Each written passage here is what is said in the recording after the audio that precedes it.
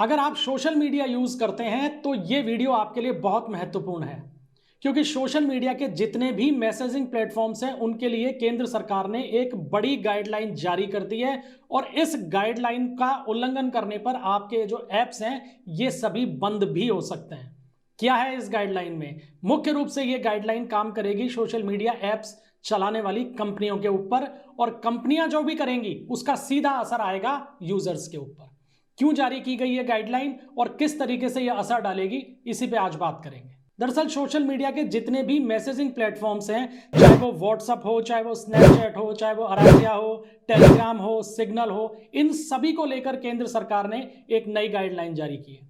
अभी तक होता क्या था, इन प्लेटफॉर्म्स को हम दो तरीके से काम में लेते आ रहे हैं, एक मोबाइल के ऊपर और एक वेब ब्राउजर के ऊपर, यानी लैपटॉप और कंप्यूटर पे। हम क्या करते हैं कि हमने सिम मोबाइल के अंदर इंस्टॉल किया, कोई भी सोशल मीडिया का जो मैसेजिंग प्लेटफॉर्म है उसको डाउनलोड किया, मोबाइल से उसको लिंक किया और काम में लेना शुरू कर देते हैं।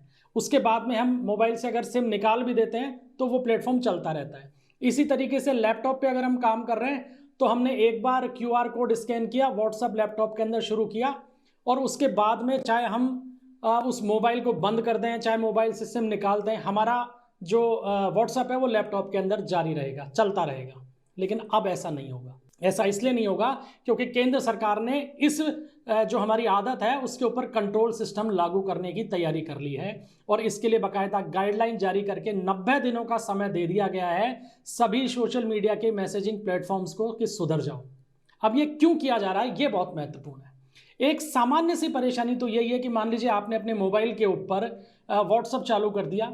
जिस समय आप व्हाट्सअप डाउनलोड करते हैं अपने मोबाइल नंबर से उसको लिंक कर लेते हैं, वेरिफिकेशन हो जाता है। उसके बाद अगर आपका सिम उसमें मोबाइल में नहीं है तो भी वो चलता रहता है, कोई दिक्कत नहीं आती है। लैपटॉप के अंदर अगर आपने क्यूआर कोड स्कैन कर दिया और व्हाट्सअप चालू कर लिया या टेलीग्राम चालू कर लिया तो आप अपना मोबाइल बंद भी कर देते हैं तो लैपटॉप के ऊपर वो चलता रहता है, उसको बार बार आपको लॉगिन करने की जरूरत नहीं पड़ती। लेकिन इसका नुकसान कहाँ हो रहा है? इसका नुकसान एक तो ये हो रहा है कि मान लीजिए कि वो लैपटॉप किसी दूसरे व्यक्ति ने काम में लिया तो उसको आपका कोई भी मैसेजिंग प्लेटफॉर्म जो है वो चालू दिखाई देगा, वो उसको यूज में ले सकता है। इसी तरीके से मोबाइल के अंदर चाहे सिम नहीं है लेकिन वो फोन अगर किसी और के हाथ में लगा तो वो आपके प्लेटफॉर्म को यूज में ले सकता है। ये तो हुई सामान्य समस्या। बड़ी समस्या कहाँ आती है? बड़ी समस्या आ रही है साइबर फ्रॉड्स के मामले में, कि किसी भी व्यक्ति ने एक मोबाइल खरीदा, उसके अंदर लॉगिन करने के लिए सिम डाला, सारे जो सोशल मीडिया के मैसेजिंग प्लेटफॉर्म से उनको इंस्टॉल किया, मोबाइल से उनको लॉगिन किया, वेरिफिकेशन किया और सिम निकाल के फेंक दिया। फिर उसके बाद में वो इन मैसेजिंग प्लेटफॉर्म्स को कॉलिंग का उपयोग करके या मैसेजिंग प्लेटफॉर्म का उपयोग करके लगातार धोखाधड़ी करते रहते हैं। लेकिन चूंकि मोबाइल में अब सिम नहीं है तो वो ट्रैक नहीं हो पाते हैं। पुलिस चाहकर भी उनका पता नहीं लगा पाती है कि ये फ्रॉडस्टर्स कहां से काम कर रहे हैं। और इसी फ्रॉड को रोकने के लिए केंद्र सरकार ने ये नई गाइडलाइन जारी कर दी है। अब बात करेंगे कि इस गाइडलाइन में किया क्या है। बहुत ही महत्वपूर्ण चीज है ये, और आपको ये जानना भी चाहिए कि केंद्र सरकार ने जो गाइडलाइन जारी की है उसके तहत अब एक सीधा सा फंडा होगा, अगर मोबाइल में एक्टिव सिम नहीं है तो ऐप काम नहीं करेगा।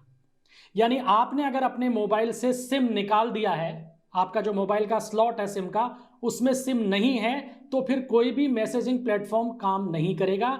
क्योंकि अब जो नए दिशा निर्देश आए हैं उसके तहत रेगुलर लिंक होना जरूरी है आपके सिम का और मैसेजिंग प्लेटफॉर्म का। जैसे कि उदाहरण ये समझ लीजिए, जैसे व्हाट्सअप चल रहा है आपके मोबाइल में, लेकिन अभी तक तो चल रहा है, लेकिन अब अगर आपने सिम निकाल दिया है सिम के स्लॉट में से तो आपका व्हाट्सअप काम करना बंद कर देगा। इसी तरीके से जो आपने लैपटॉप के अंदर या अपने कंप्यूटर के अंदर वेब ब्राउजर के अंदर व्हाट्सअप चालू किया है तो वो 6 घंटे बाद में अपने आप लॉग आउट हो जाएगा। 6 घंटे से ज़्यादा वो लॉगिन नहीं रहेगा।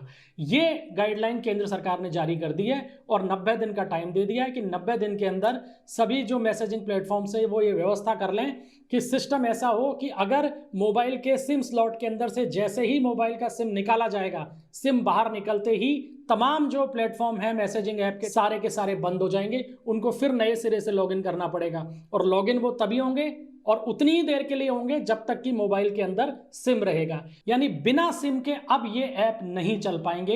ये एक बड़ा बदलाव केंद्र सरकार ने करने की कवायद शुरू कर दी है और अगले 90 दिन के अंदर ये अमल में लाया जाएगा। और केंद्र सरकार ने यह भी साफ कर दिया है कि अगर ऐसा नहीं होता है तो 120 दिन के बाद में जितने भी ये मैसेजिंग प्लेटफॉर्म्स हैं उन सभी के खिलाफ केंद्र सरकार कार्रवाई शुरू कर देगी।